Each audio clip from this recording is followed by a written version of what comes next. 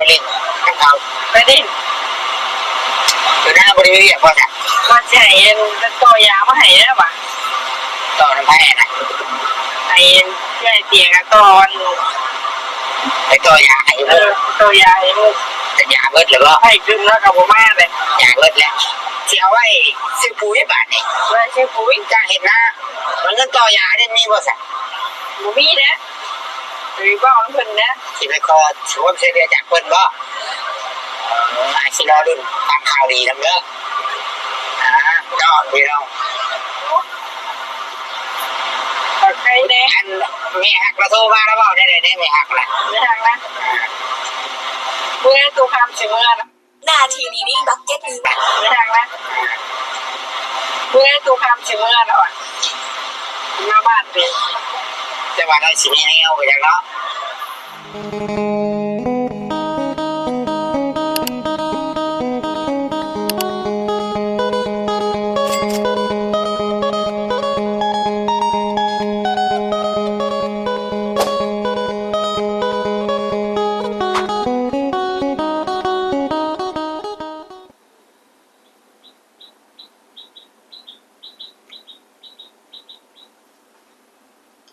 กับทักทายสบายดีและสวัสดีพ่อแม่พี่น้อง FC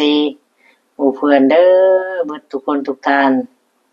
ว่าสิเป็นพี่น้องฝั่งไทยฝั่งลาวหรือว่าต่างประเทศก็ยินดีต้อนรับเข้าสู่ช่อง YouTube ตู้คำปันสุขพี่น้องเอ้ยมาเจอพ่อตู้คำมื้อนี้เนาะก็นั่งคุยนั่งร่มกันคือเก่าพี่น้องเอ้ยบ่ได้ลงคลิปมื้อ1 2มื้อเนาะมีแต่ลงช็อตเอาพี่น้องเอ้ยเพราะว่าบ่มีคอนเทนต์ดีๆถ่ายลงให้ FC ได้เบิ่งเนาะ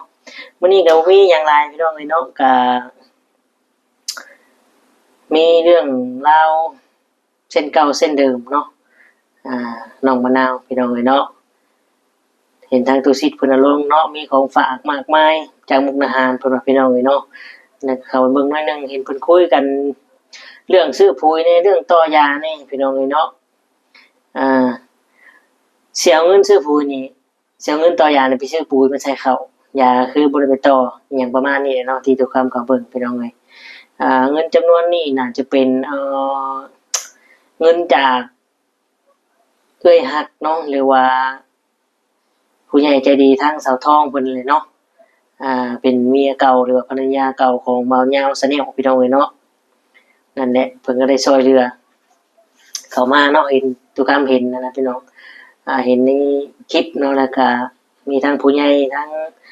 FC ที่ติดตามนั่นแหละเพิ่นก็ได้บอกให้ทุกคำฟังเนาะได้บอกทุกคำเพิ่นแจ้งบอกพี่น้องก็คือทุกคำก็ส่องจิตส่องใจเดี๋ยวนี้พี่น้องเอ้ยเนาะมีภารกิจ2ที่เนาะหรือว่ามีภารกิจ2หม่องที่จะไปทำแต่ก็อยู่บ้านเฮาพุ่นแหละแต่ว่าเรื่องการเดินทางค่าใช้จ่ายของทุกคำมันบ่อำนวยเนาะ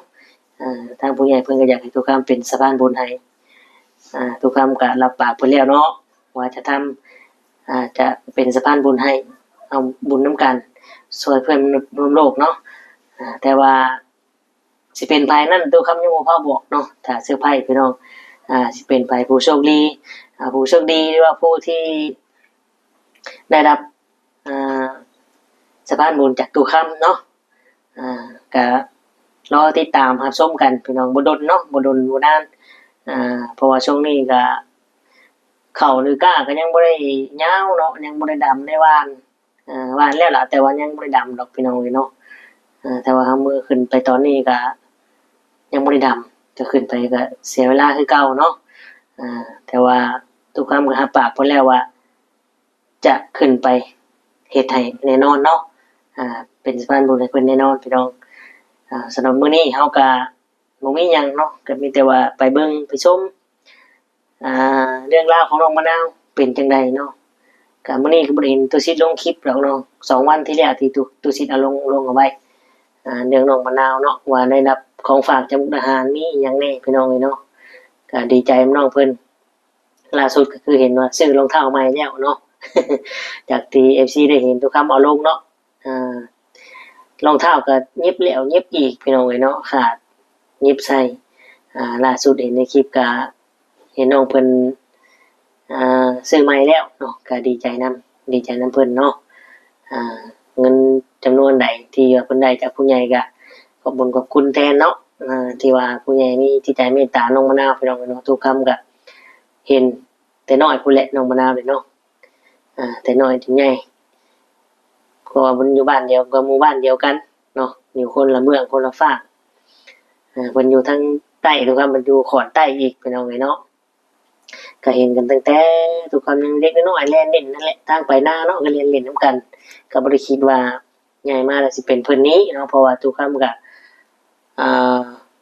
หนีจากบ้านจากเมืองมาตั้งแต่8-9 ขวบเนาะมากับพ่อกับแม่กลับไปก็บ่ได้ฮู้บ่ได้ค่อยนั่นดอกมีแต่ย่างผ่านไปซื่อเนาะสำหรับน้องมะนาวจนมาถึงปัจจุบันนี้ใน YouTube กับไปถ่ายไปเฉลยจึงได้รู้ว่าน้องมะนาวเนาะกับน้องเต้านี่คนเดียวกัน เอาพี่น้องโอเคเนาะเป็นจังไดก็สิพาไปเบิ่งไปชมคลิปนำกันเนาะมื้อนี้ก็ไปเฮือนตู้ซิดอีกคือเก่าไปเบิ่งไปชมรายละเอียดข้อมูลเป็นจังไดเนาะเพราะว่าทุกคำยังบ่ได้เบิ่งจบหรือว่ายังบ่ได้เบิ่งคักแน่ว่าเกี่ยวข้องจังไดตามที่ทุกคำเบิ่งน้อยนึงแล้วก็ฮู้มาคร่าวๆคือเรื่องให้เรื่องหน้าเพิ่นนี่ก็หวานเรียบร้อยเนาะแต่ว่าหวานบ่เบิดเพิ่นว่าพี่น้องบ่ฮู้ว่าหวานบ่เบิดแบบใดหวานทั้งนอกเบิดหรือว่าทั้งในบ่ได้หวานเนาะก็ถือว่าทั้งนอกหวานเบิดแล้วก็จบให้หน้าแต่ทั้งในที่เถียงนี่บ่ได้เฮ็ดน้องมะนาวอาจสิเว้าในนั้นก็เป็นไปได้เนาะบ่แม่นว่าฟังทั้งภาคห้วยนะเฮ็ดบ่เบิดให้พี่น้องเนาะบางเทื่อก็บ่แน่บางเทื่อก็เฮ็ดบ่ได้เพราะว่าฝนตกน้ำหลายแล้วก็มันสิหวานบ่ได้พี่น้องเนาะหวานเข้าบ่ได้มีแต่เฮาต้องเฮ็ดแต่หัวปีคือตุกคำกับตุสีพาเฮ็ดตอนนั้นแหละพี่น้องเนาะเอาพี่น้องก่อนไปเบิ่งไปชมก็ฝากพ่อแม่พี่น้อง FC กดไลค์กดแชร์กด Subscribe ให้ตุกคำเด้อพี่น้องเนาะและที่สำคัญพี่น้องกดเบิ่งโฆษณาให้ตุกคำเด้อเนาะเป็นจังไดอันใดที่ว่าตุกคำเว้าผิดพลาดประการใดเนาะว่าบ่ม่วนบ่เหมาะสมก็ขอโทษขออภัยนำหลายเด้อเนาะไปแต่ว่าพร้อมแล้วก็ไปเบิ่งไปชมนำกันรายละเอียดข้อมูลเบื้องต้นเป็นจังไดพี่น้องเนาะน้องมะนาวจะได้ต่อยาบ่หรือบ่ได้ต่อก็ไปเบิ่งไปชมกันลุยเอามาให้เบิ่งชื่อไหนบ่ได้ให้เจ้าไหนนี่ขนมว่านี่ขนมปังไปกินกับโอวัลตินกินกับกาแฟก็ได้แล้วก็มีอย่างแนวแอปเปิ้ลนี่คงเลือกกันตรงเก้ามันตรงกันนี่ขนมแซนด์วิชจะมีเงินจ้ะไอ้ต่อไปก็ได้แล้ววะยังมีเงินเหรอจะได้ต่อเท่านั้นนะต่อนะ4,000โอ้วันนี้จะสิไปหาพี่น้องมานี่น้องเบิ้งเงินมีบ่จ้ะเงินน่ะสิไปต่อเงินเหลือตอนนั้นแล้วสิเอาเงินทบสิเอาไว้ซื้อปุ๋ยบาทนี่ไว้ซื้อปุ๋ยจ้างเห็นนะมันเงินต่อยาได้มีบ่จ้ะบ่มีนะหรือว่าของเพิ่นนะสิไปขอช่วยเสียจากเพิ่นบ่คือบ่นานที่แม่ชื่อว่าสิถือโดนให้ลูกถือเหมือนว่าใช้ระบบเนาะนี่ได้เกือบใหม่นี่พี่น้องเพราะว่านี่ใช้เกือบมีผู้ใหญ่ใจดีเอาเงินไหนบ่หลายอยู่บ่4 ล้านโอ้ว้าว4 ล้านโอ้ไม่ใช่นี่แต่ว่าใช่แต่ว่าขาหน้าบัดนี้ค่าไฟหน้าน่ะสั้นนะบ่เนาะโทรศัพท์ของคุณสั้นนะบ่ดีสมเชยได้4 ล้านโอ้ยังเอาไปชื่อยังไงบ่ยังไม่เสียว่าเป็นชื่อปุ๋ยเอาไปชื่อปุ๋ยบ่บัดนี้ผู้ใหญ่ทางไหนดีเนาะมาทางประเทศนอกอยู่ประเทศนอกบ่ยิงได้3 คนเลยมายิงรวมกันบ่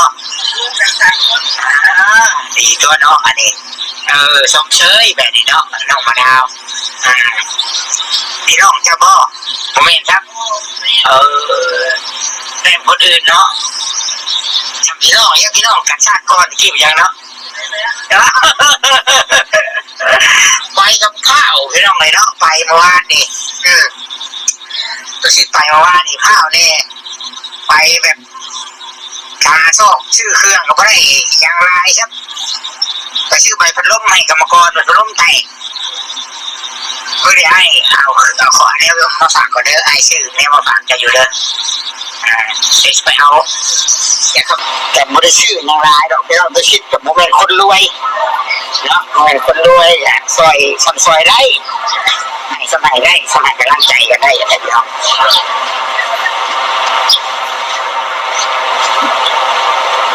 ก็มานั่งทั้งที่มันจังโมมือเรียนแจ้งๆดิถ้าเรากินหลาล่าอะไรได้เด้อยังไงอะมาให้เบิ่งชื่อไหนก็ได้ให้เจ้าไหนข้ออะไรนี่เจ็บไหมเนี่ยของมัดจมูกกูได้ดิลองไปนะย่างคนเดียววันนี้แม่ปล่อยให้ย่างแล้วแบบนี้เนาะนี่อย่างแน่นี่เปิดดูนี่อย่างแน่ขนมว่าเลยขนมปังได้กินกับโอนตินกินกับกาแฟก็ได้แล้วก็มีอย่างแน่แอปเปิ้ลนี่คงไม่ได้ตรงเก้ามันตรงอันนี้ขนมเส้นวิปได้ไม่ใช่เขาจะว่าไปเอาเขาจะไปต่อได้เพื่อจะไปไม่อ่อนวะไอ้กินวัดไหนกินเลยเนาะเจ้าใช้หรอวะบอกไม่ได้ไปมาจะลงไปหาโตแล้วว่าบัตรสีเขาแล้วแบบพอดีเห็นมาหน้าย่างมากเลยหน่อยย่างเอาบุหรี่พวกไก่พวกไก่หน้าโคกไอ้พวก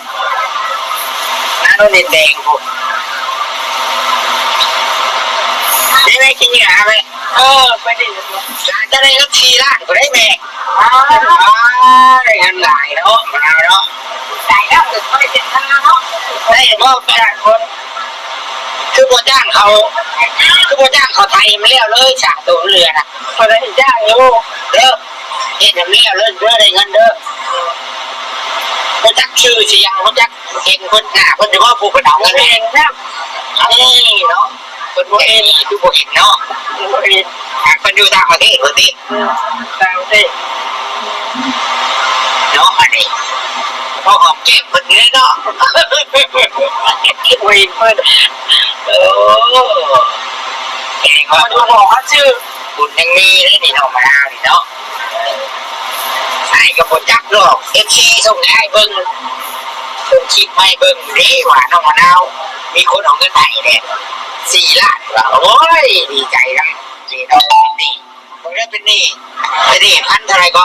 1,200แล้วนะ1,200นี่ถ้าเป็นเงินลาวก็สิประมาณ7-8 แสนแหละพี่น้องไอ้น้องอันนั้นก็เรือได้บาทนี่เรือก็จ้างให้เพิ่นไทยเติมอีกไทยแล้วก็ว่านี่แล้วก็ซื้อปุ๋ยบ่บาทนี่ซื้อปุ๋ยอันนี้ให้น้องบุกเลยแล้วท่านนึกบ้านให้น้องนะน้ำลายเพิ่นหาจ้างคนเป็นมื้อนี้จ้างเป็นคืนนี่พุทธคองเป็นลงแม่ซื้อข้าวให้ดีกว่าแม่อันเดียวลูกค้ากับมาบ่ขาดสายได้ไปหน่อย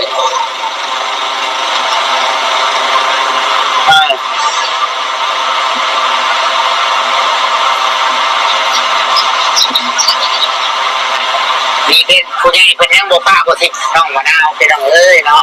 อยู่โมดีใจแล้วน้องมาเวลาในเงิน4 ล้านก็มีนะคุณโทรใส่เจ้าพ่อโทรอยู่คุณว่าเจ้าบ่ชื่อเพิ่นว่าทำไมชื่อเด้อโทรมาเรื่อยได้ผู้ละชื่อเขาได้โทรมาเรื่อยอยู่เพราะว่า Facebook ให้กับบ่จักเลยนะว่าที่บ่มีแน่ล่ะว่าบอกแล้วยังใช้อันเก่าแล้วยังใช้อันเก่าอันอยู่ใน YouTube น่ะมีอยู่นั่นว่าอะไร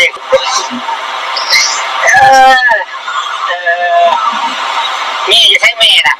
มีไปนะเราของหน้าบ่มาเจอได้ค่ะมาเจอดูนะใช่เลยแล้วเวียกไปสิไปเวียกบ่ได้ตั้งย่างไปเล่นกับเขาไปดิอยู่หน้าบ่ได้เวียกบ่จ้ะก็ใช้ตัวยามาให้แล้วว่ะต่อน้ำแพ้น่ะไอ้เตียงตอน ไปตัวยาให้ ตัวยาให้มุก แต่ยาเบิดหรือว่า ให้ขึ้นแล้วกับผมมาเลย ยาเบิดแล้ว ไม่ได้ออกไม่ได้กินยา จากมือแล้วก็ได้กิน ไม่ได้กินรู้สึกว่าเดือนนึงเนี่ย มันรู้สึกเป็นอะไรนะ มันจะยังเมื่อยอยู่ของผมเมื่อยไปไหน แต่เก้านี่สับลึงก็ต่อให้เล่าเลยเพราะว่าสับลึงแล้วก็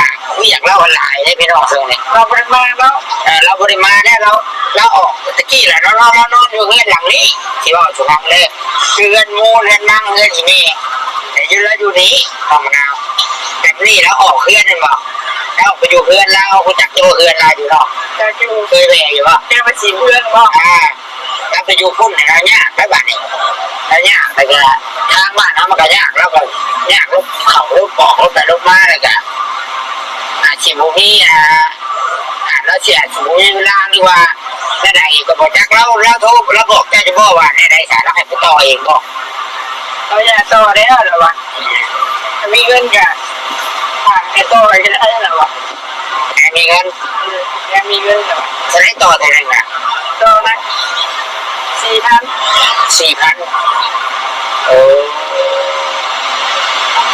มานี่จะสิไปหา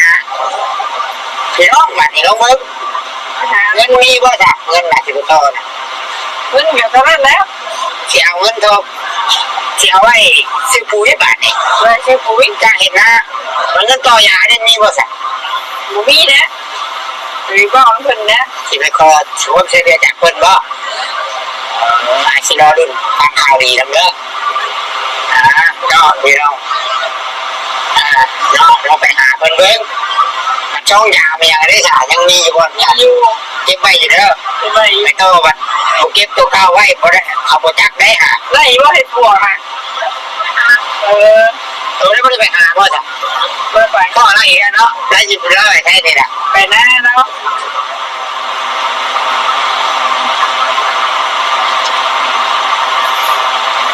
ถ้ามีเงินก็ได้จะให้เราต่อให้ไปบ้านน้องมึง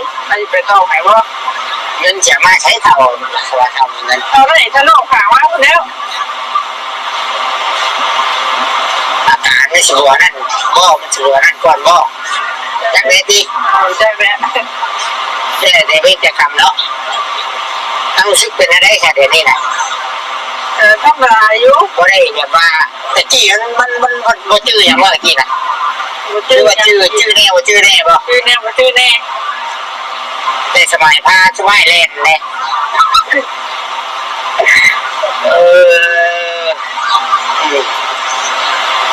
ที่ข้ามถือไปเลยพ่อนี่นะจะฝากไว้ก่อน คือไปฝากมันนี่ก่อน มาเดี๋ยวชิมาไว้เอา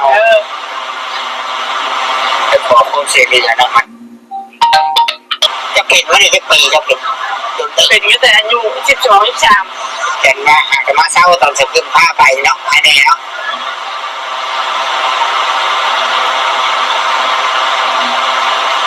คือเป็นยังเป็นช่วงเด็กเมื่อยอยู่บ่ชิงลิงอยู่บ่ ยังเมื่อยอยู่ใครแน่อันมีหักกระโทมาแล้วบ่ได้มีหักละ ไม่ทางนะเมื่อตัวคำสิเมื่อ นาทีนี้นี่บักเก็ตนี้แบบ ไม่ทางนะเมื่อตัวคำสิเมื่อแล้วอ่ะมาบ้านเป็น จะว่าได้สิมีให้เอาไปจังเนาะ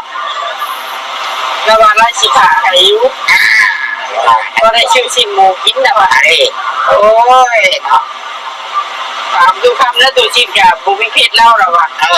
บุเป็นยังไงนะให้บัวคติให้บุยการที่ชาลงเวียดมันยังเบิดมีแต่ความดีใจยินดีแค่นั้นมีไผ่ซอยน้องมะนาวเด้อแต่มีคนซอยเจ้าได้ดีใจน้ำได้ดีใจน้ำได้เงิน4 ล้านสิมีคนซื้อชีพมูให้กินอีกพี่น้องเลยเนาะอย่าลืมดูมันเด้อแกว่าเด้อดูมันขยันเพียรให้ต้องซอยตัวเองนะสิ่งที่เป็นซอยเขาก็ดีใจแต่สำคัญนะต้องซอยยืนด้วยนะเองของตัวเองเกิดไม่นะไม่ต้องวะ ชื่อพี่กี้ถูกไม่ได้ถือเกิดมานาน